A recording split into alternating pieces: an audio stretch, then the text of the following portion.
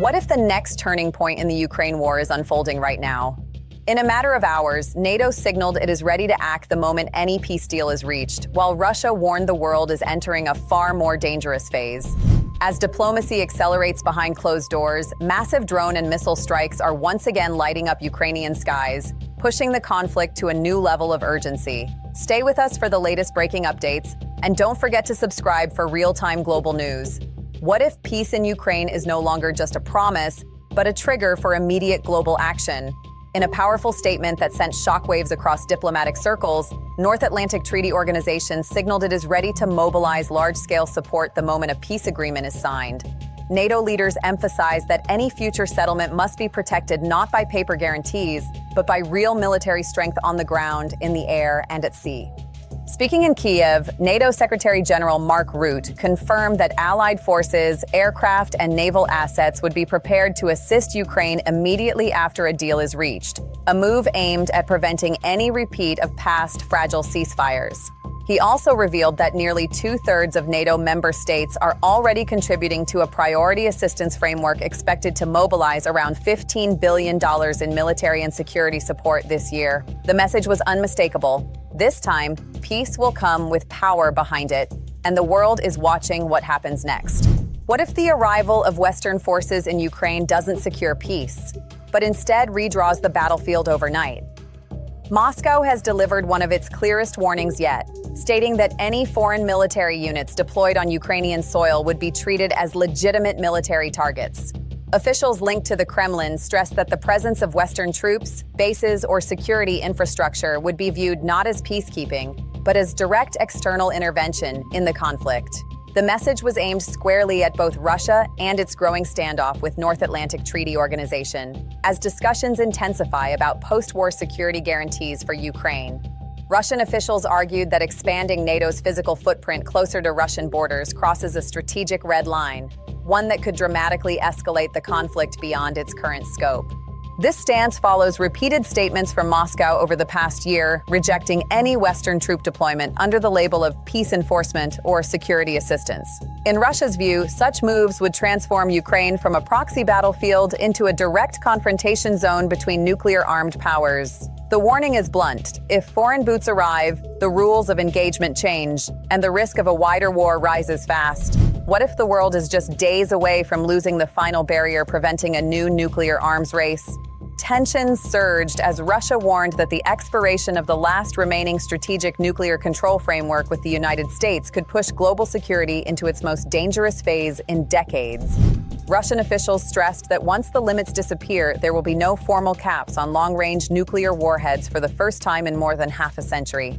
The agreement, first signed in 2011 by Barack Obama and Dmitry Medvedev, placed strict ceilings on deployed nuclear weapons and delivery systems. It was last extended in 2021, but verification mechanisms have since been suspended as the Ukraine war intensified. Moscow now says it is fully prepared for a new strategic reality if no last-minute breakthrough occurs. Washington has floated the idea of a broader deal involving China, while Russia argues nuclear powers in Europe should also be included.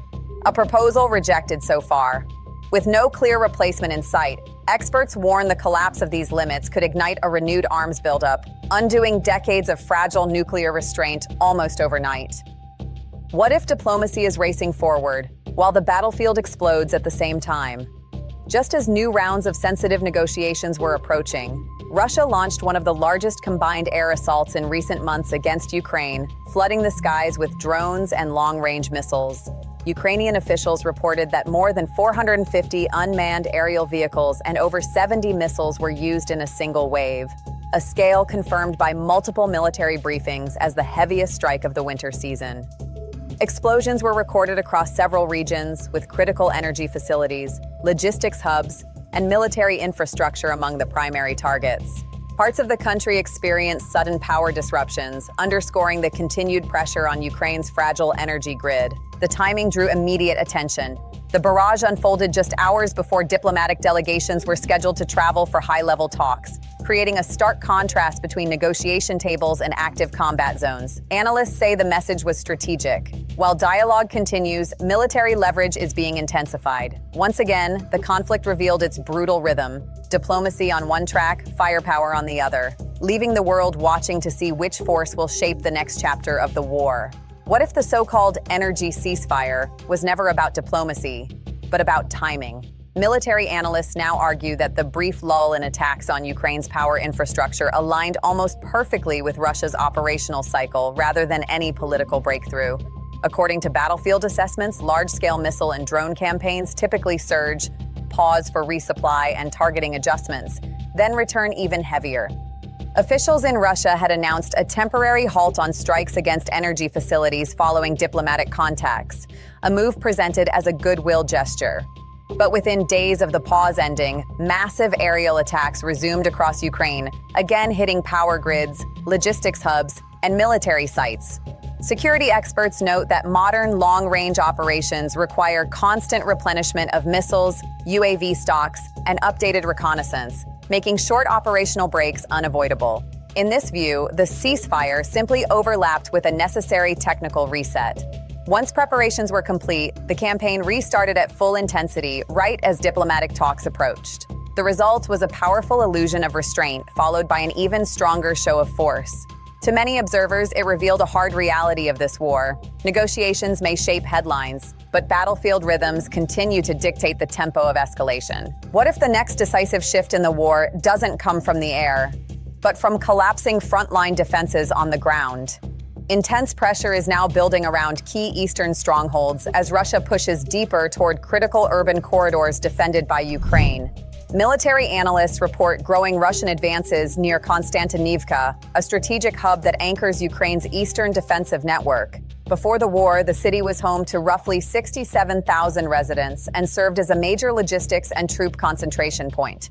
If pressure continues, commanders warn Russia could threaten supply routes linking Ukrainian forces to larger fortress cities like Kramatorsk and Sloviansk. Weather conditions are making the situation even more dangerous. Heavy fog, rain, and winter cold have reduced the effectiveness of Ukrainian reconnaissance drones, a critical tool for holding defensive lines with limited manpower. Russian assault groups are reportedly exploiting these visibility gaps to probe weak points and push closer to vital road networks. Commanders on the ground describe the battle as a race against time, hold the corridor, or risk a domino effect across eastern defenses. As airstrikes dominate headlines, the ground war may be quietly shaping the conflict's next turning point. As diplomacy accelerates and military pressure intensifies, Ukraine now stands at a critical crossroads where every decision could reshape the conflict's future. NATO signals strength, Russia warns of escalation, and the battlefield continues to shift by the hour. Will negotiations finally slow the war, or are we heading toward a far more dangerous phase? What do you think happens next? Share your thoughts in the comments. Hit like if you found this update helpful and subscribe for the latest breaking news. Thanks for watching. See you next time.